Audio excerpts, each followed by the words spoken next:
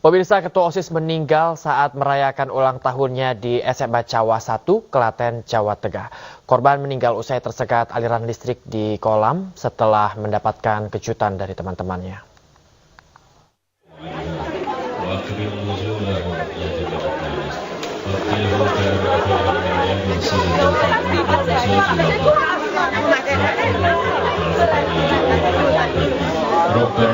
Isak tangis keluarga pecah melihat keluarganya meninggal di hari ulang tahunnya.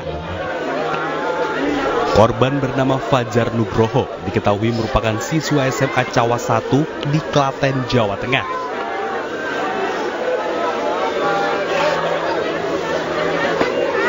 Fajar meninggal pasca merayakan ulang tahun ke-18 bersama teman-temannya di sekolah.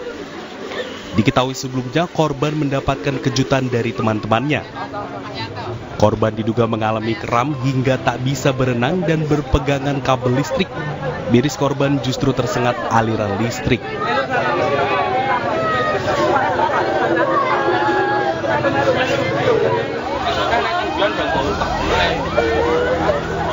Dua rekan korban yang mengetahui korban tersetrum berusaha menyelamatkannya, namun kedua teman korban ikut tersengat.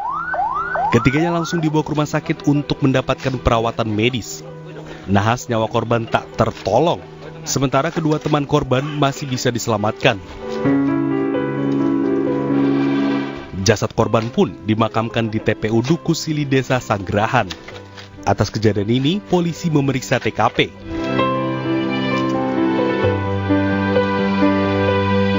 Kami dari Polres tentunya masih melakukan penyelidikan, melakukan pemeriksaan, yang sampai ini sudah melakukan pemeriksaan 6 orang yang ada di lokasi, dan juga nanti mungkin masih akan melakukan pemeriksaan lagi baik kepada salah satu yang saat ini di rumah sakit, dan informasinya kemarin juga kena stroke, dan tentunya setelah nanti melakukan pemeriksaan tambahan ada beberapa orang, baru kita akan. Polisi sudah mendapatkan pernyataan dari pihak keluarga bahwa mereka menerima peristiwa ini sebagai musibah.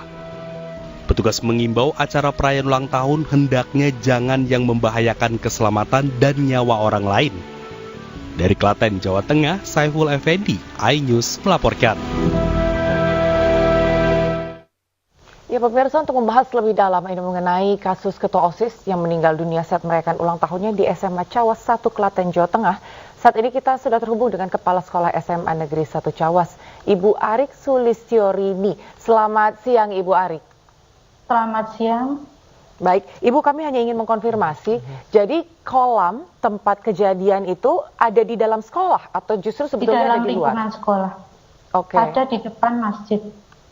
Di depan masjid. Di depan masjid. Baik, Ibu bisa diceritakan mungkin secara singkat, diceritakan kembali sebenarnya kronologi seperti apa, Ibu? Waktu itu Ibu seperti apa menerima informasi bahwa kejadian itu memang terjadi di lingkungan sekolah? Iya.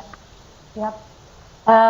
Saat itu saya menerima informasi, kebetulan saya lagi cuti sakit, hari itu sakit, jadi saya di rumah.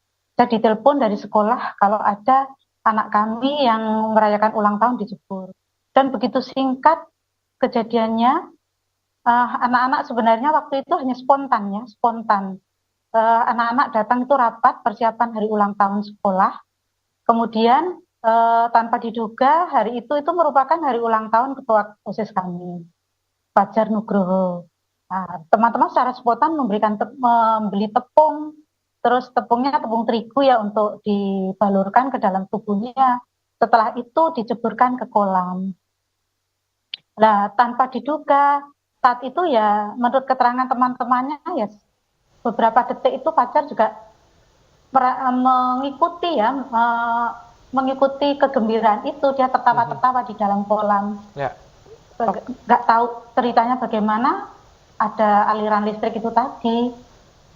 Kemudian kita angkat keluar dari kolam dan kita bawa ke rumah sakit. Kemudian seperti sempat itu kejadiannya. Iya, sebelumnya Ibu apakah pihak sekolah tahu bahwa kolam itu memang mengandung cairan listrik sehingga ketika korban diceburkan dan akhirnya meninggal dunia karena tersetrum, apakah sebelumnya memang pihak sekolah sendiri tahu dengan situasi dan kondisi kolam itu sendiri, Ibu?